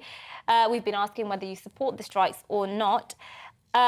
Paul says, carry on striking. The more you strike, the more we see we do not need you. Oh, I think that's a bit unfair. We do definitely need our post, I think, Paul. I think we all need our post delivered to us. Well, Tony has the opposite view. He's saying that Royal Mail is a national institution and we should leave it alone. And we don't want it to be privatised. Well, we were talking about it. It is now privatised. And that was a very big controversy at the time. Many people thought that it was sold for under what it was actually worth. And now there are massive changes going on which are leading to industrial disputes. So, well, Mac has an interesting perspective. He says their action will be the death of the post office. It's self-harm. There's far too much competition out there for these union fools to play hardball with the company and affecting people's lives. That's the point we were making earlier, that, you know, people can these days just turn to alternative delivery services. There's plenty out there, and we all use them, don't we, when we order things online. So, but there is lots of competition. That is true, but, you know, one might say, Mac, what about those thousands of loyal employees that have worked there for often decades? You know, should they just be subject to the competition that is happening and be left without any job? So, well, let us know what you think about all of this. GBViews at gbnews.uk. And after the break, we're going to be speaking about Liz Truss, because she says she has no plans to cut public spending to finance tax cuts, and they plan to legislate to end no-fault evictions for renters.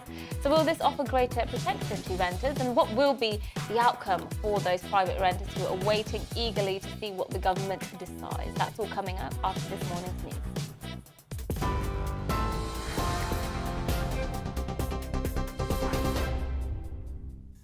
11:33, I'm Ray Addison in the GB Newsroom. Some Tory backbenchers are urging the Prime Minister to abandon her tax-cutting plans unveiled last month. Last night, Liz Truss came under pressure from Conservative MPs at a meeting of the 1922 committee. It comes just days after the Bank of England intervened for a second time with an emergency support package. The High Court is hearing a second challenge against the government's plan to deport some asylum seekers to Rwanda. The government says the measures would reduce numbers crossing the English Channel, but critics are concerned by Rwanda's human rights record. The newest challenge, brought by Asylum Aid, will argue against the speed of the removal process and the lack of information given to those affected. The number of people in England waiting to start routine hospital treatment has risen to a new record high. Figures released by NHS England show 7 million were waiting to start treatment at the end of August. That's up from 6.8 million in July, and is the highest number since records began in 2007.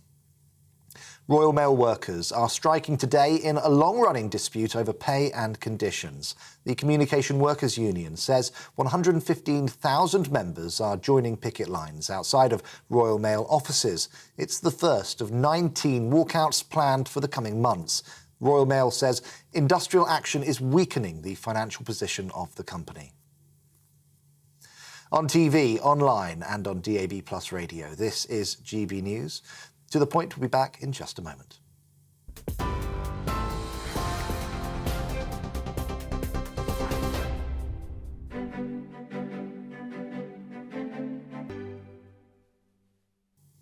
OK, let's get a quick snapshot of today's financial markets. The pound will buy you $1.1161 and €1.1469. The price of gold currently standing at £1,501.55 per ounce, and the FTSE 100's at 6,832 points.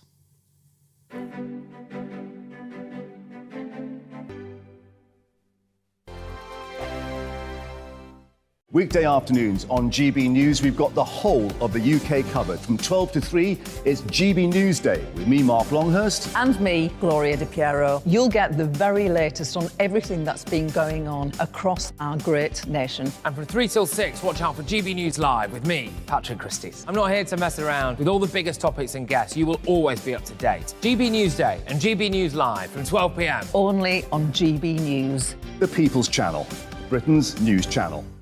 Hello there, it's Eamon Holmes here from Breakfast on GB News. We're not just on your television and your screens, you know. We're on DAB plus digital radio, so you can listen to your favourite shows on the move. If you've not yet listened to GB News Radio, it's very simple. We're on your radio player and tune-in apps, on your smart speaker, phone or tablet, or online at gbnews.uk. Take us with you wherever you go. GB News Radio. You never have to miss a moment of the People's Channel. Join my show Farage, 7 p.m. till 8 p.m. Monday through Thursday. And there you will get opinion, analysis, debate, and I'll cover stories that nobody else dares to touch. You've been cancelled. Join the club. Oh my goodness me. And then for the last 15 minutes, talking pints. We're over a drink. We have a civilised conversation with someone. We very often disagree, but we do it in a grown-up way. Come and join me on Farage. Hello, I'm Simon Evans. Join me on GB News for Headliners at 11 p.m, where I'll be joined by two of the country's top comedians as we take a look at tomorrow's newspapers tonight.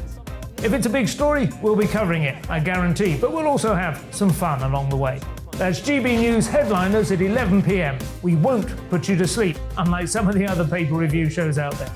So join us, 11 p.m, 7 nights a week.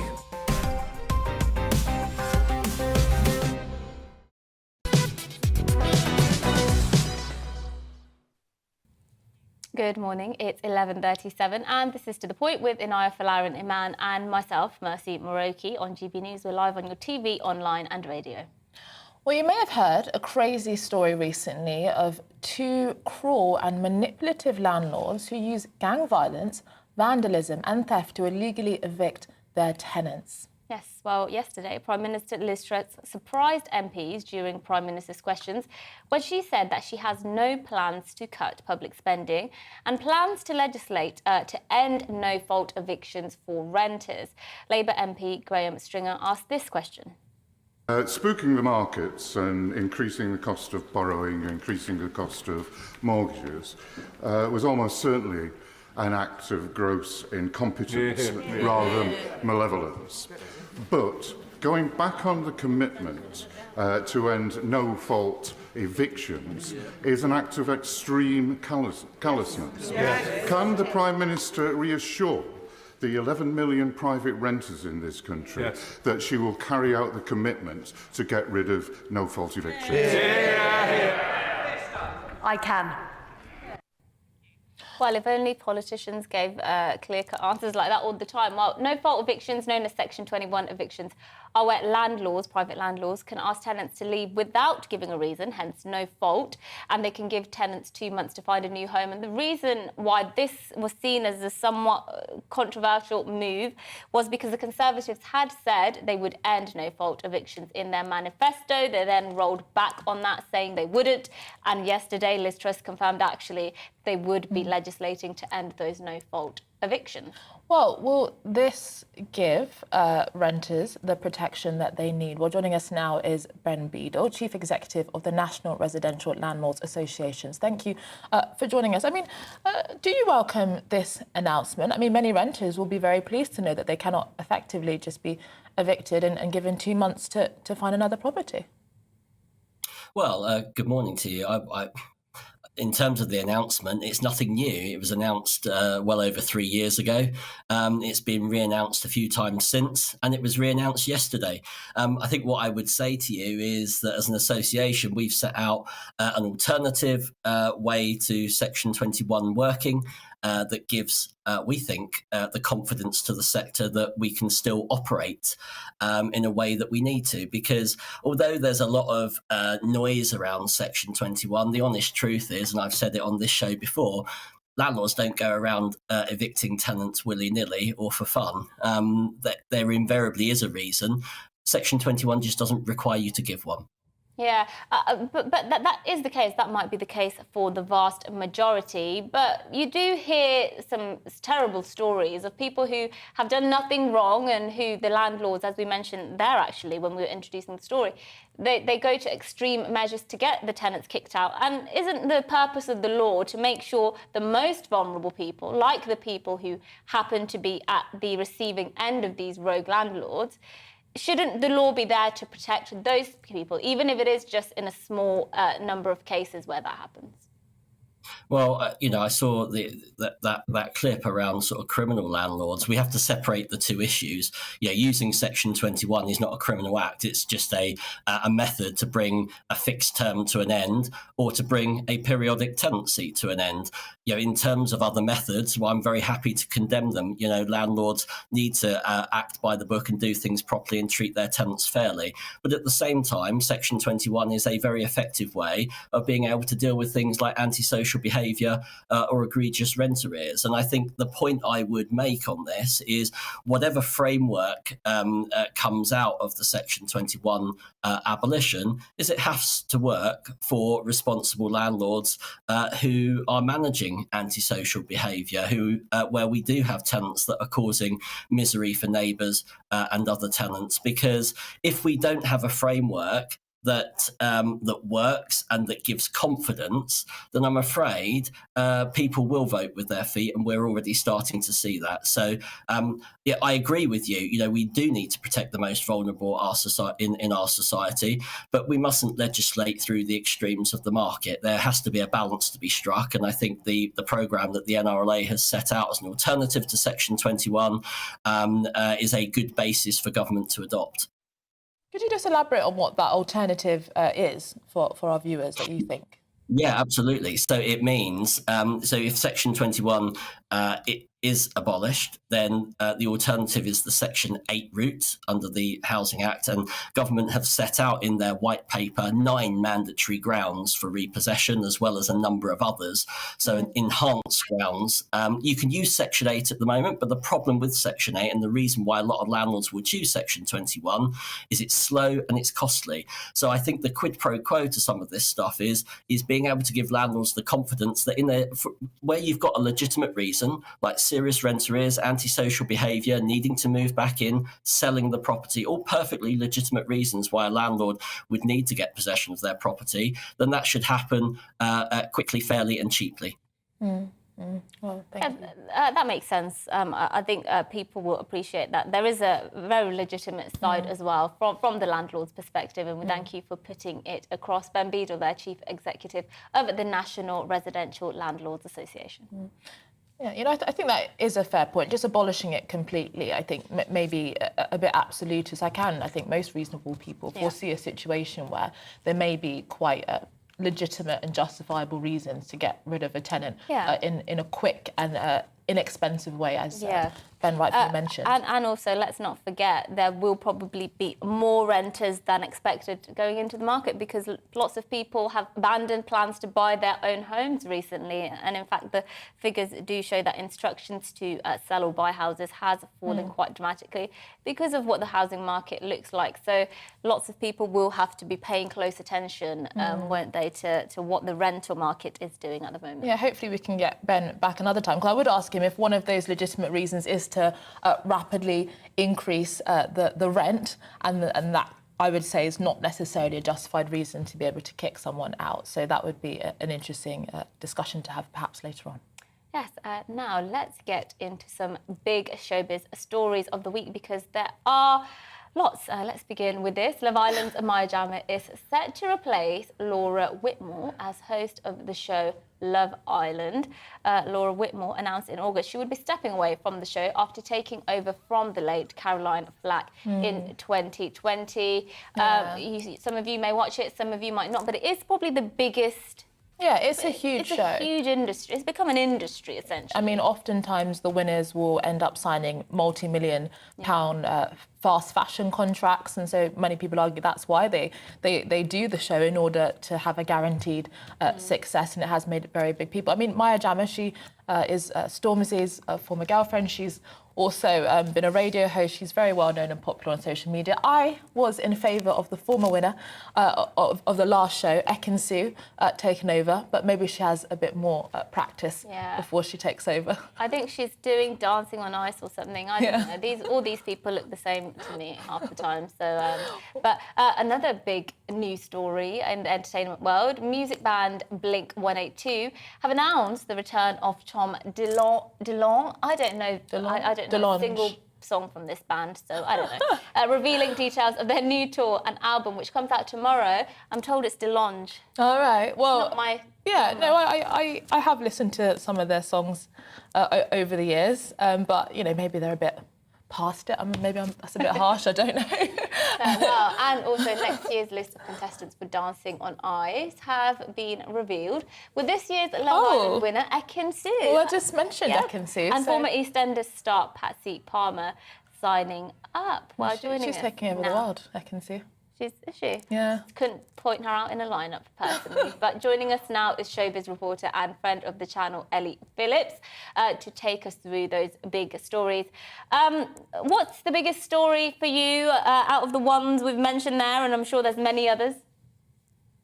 I think it'll probably be Love Island, because they've announced Maya Jama as host to replace Laura Whitmore. There's been months of speculation, like you said. Laura announced that she was leaving the show back in August, and she said at the time that she was only ever meant to be a stand-in following the death of Caroline Flack, and that, you know, 1 season turned into 3 seasons. And she also said the reason that she was standing down was she found certain elements of the show difficult, and they couldn't be changed. So she said things like the travel that's involved. Obviously, she's a new mum, but also I think a lot of people speculated at that point that the reason that she left was because a lot of what you do as the host of Love Island is Love Island After Sun, and in that you end up questioning the contestants, and you ask them some very personal questions about their sex life, about their relationships. And Laura Whitmore is famously incredibly private about her own, so it was kind of jarring to see someone who wasn't willing to open up about her personal life really try and get into the detail of other people's personal lives. And I think that could be an issue with Maya Jama as well. You mentioned Stormzy. They were together from 2015 to 2019, and he is one of the reasons that she's so famous. They did a 2018 Vogue cover shoot, and that really pushed her into the limelight. She'd done MTV and a bit of 4Music, but then after that, it spurred her on to co-host The Circle for a series. She was then replaced by Emma Willis, and of course, she hosted Walk the Line for a series before it was Act. And so to hear her announced as the new host of Love Island is a massive deal, because there are a lot of other names, you know, being bandied around for this. Yeah, I mean, I was, as I said earlier, quite a fan of Ekin-Su taking over, but now she's doing Dancing on Ice. But in a very serious tone now, there has been this announcement that conspiracy theorist Alex Jones is going to have to pay nearly $1 billion for his comments about Sandy Hook. What's your reaction to that? I'm genuinely shocked, as I think that most people are, that the amount is so much. It's $965 million. It's the highest defamation payout in US history, and it actually just completely dwarfs any previous sums. The last case is in 1997, and it was against the Wall Street Journal brokerage firm, won $222 million. So it's, you know, 4 times that amount. And this isn't the only case against Alex Jones. This is the second of 3. In the first case, he was actually awarded, it was said that he had to pay $50 million, more or less. This is an enormous sum, but I think it goes to show that although in America there is freedom of speech, there's definitely not freedom of consequence. And, you know, he went around repeatedly claiming that the 2012 massacre, which, as we know, left 20 students and 6 teachers dead, was a hoax, that it had been staged, it was a plot for more gun control. This is a man who has millions and millions of listeners on his podcast. If you think about when a podcast does well in England, it might have 1 or 2 million listeners. You have to extrapolate that by 100 in America, because it's such a huge country. And his listeners are real fanatics. And so what this meant was the lies that he was spouting led to the families being hit with all this abuse, letters and things like that. And so this judgment shows that free speech, there's a line. And when it comes to hurting other people, it's not okay. Ellie, well, thank you for taking us through. I know there's so many more we could have gone through, but we do have to leave it there. Showbiz reporter and friend of the channel, Ellie Phillips. Now to our last story, which I'm quite excited about. Me too. Well, ever wondered who the listeners to your station are? Well, now we have some definitive answers. Study after study shows that songs that are 100 beats per minute can calm a herd. Yeah, a herd of cows, that is, data, or sheep, whatever, farm animals. Data shows 87% of Brits deeply care about the welfare of animals when it comes to dairy production. So they want the cows to be well looked after. Well, let's speak to former JLS star and farmer JB Gill to find out the science behind this, and crucially, whether or not JLS's own music might actually work. Great to have you on, JB. I'm quite disappointed there's no cows roaming around in the background, but just talk to us about how this works. So 100 beats per minute and it can calm herds. Yeah, absolutely. I mean, it works in a similar way to our relationship with music. You know, if we listen to a song that's really upbeat, it might pep us up, get us ready to go to the gym or do some exercise. And similarly, if we're in a chill mood, we might want to just sit down and relax and listen to some classical music. And it works in exactly the same principle. Obviously, with Arla Cravendale, their whole purpose is really to have animal welfare at the forefront of everything that they do. So they've established the free to graze principle alongside their care standards for all of their farms and for all their farmers. JB, tell us why you became a farmer and how you've been able to integrate your music career with this really important and fascinating pursuit you have. Well, it started quite organically, excuse the pun. When I left my family home, I moved to where I am now, just in the north of Kent. And for me, it was always about making the use of the space that I had. So I've only got about 15, 18 acres where we are. But I wanted to put that space to good use. And I knew that historically the area had been farmed. And so that kind of was the starting point and the starting process. But I also grew up in the countryside till I was about 4 or 5. So I had my dad to help me, and he's always been, fond of keeping horses and things like that. And for me, obviously, being able to do things that's seasonal, but also use my platform in music to be able to highlight something which I think is incredibly important, such as the knowledge of where our food comes from, and also how we feed that down to the next generation, the people who will fill our places and be sat here in the next 10 or 20 years. And do you think, as somebody who has very first-hand experience of the countryside, lots of people feel that the countryside is an exclusive place, that it's not very welcoming. What are your views on that? I would assume it's that anybody is welcome to the countryside. Yeah, absolutely. I mean, the countryside is free. It should be for anybody. There are so many places up and down the country where people have free access. There are, I guess, people like the National Trust who, of course, have access to a lot of their property. So you could literally park up and you can go and you can walk and you can explore. There are, especially where I live in Kent, there are so many walking trails and walking routes that are totally free to access. And so for me, being part of campaigns like this and also being able to highlight kind of my relationship with the countryside and with farming and with the outdoors, I hope that is an inspiration to other people who perhaps have felt like, oh, I don't know if I want to do that, or I don't know if that's for me, that actually they can access it and they can, reap the benefits of it as well.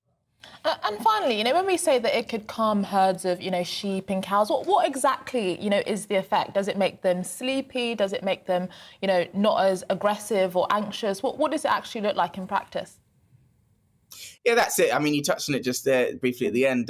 It's as you can imagine, if an animal's stressed, then just like us, they don't feel relaxed, they don't feel happy, they're not able to do what they do best, and so ultimately that's what it's all about. It's not necessarily about making them sleepy, but effectively calming their nerves, and just allowing them to do what they do best, to be free to graze, to enjoy the pasture, and to be happiest at whatever they're doing. And perhaps be tastier. Am I allowed to say that? I don't know. Certainly taste your milk, that's for sure. Okay, well, there you go. JB, thank you so much. It's been a pleasure to have you on. Do come on again, JB Gill there from, of course, if you don't recognise him, he's from JLS, and he's now a farmer as well. Well, I remember JLS. I mean, I agree with you. It'd been lovely to have a cute little cow in the background, but we did have a dog a couple of weeks ago. We'll get one on for you next time in the studio. But that is it from us here at To The Point. Don't go away, though, because up next is GB News Day with Gloria De Piero and Mark Longhurst. But first, here's your weather. I'm Alex Deakin with your latest weather update from the Met Office. Most of us having a fine October day today, but there are 1 or 2 exceptions. Across the far south, a lot of cloud and some outbreaks of rain, and turning wet and windy in the northwest too. That is because of this weather system, and it's in the south because of this weather system that we're keeping a lot of cloud and mist and murk. But most of the country between those 2 weather systems, dry and fine. Plenty of sunshine across southern and eastern Scotland, the eastern side of Northern Ireland, northern England, much of Wales and the Midlands, and even in the south, actually turning a bit drier across the southwest, and the rain and drizzle easing across the south coast too. But staying fairly cloudy in the southeast, some rain coming into western Scotland and Northern Ireland, and the breeze picking up in the northwest too. Temperatures generally in the mid-teens, feeling pretty pleasant in that October sun.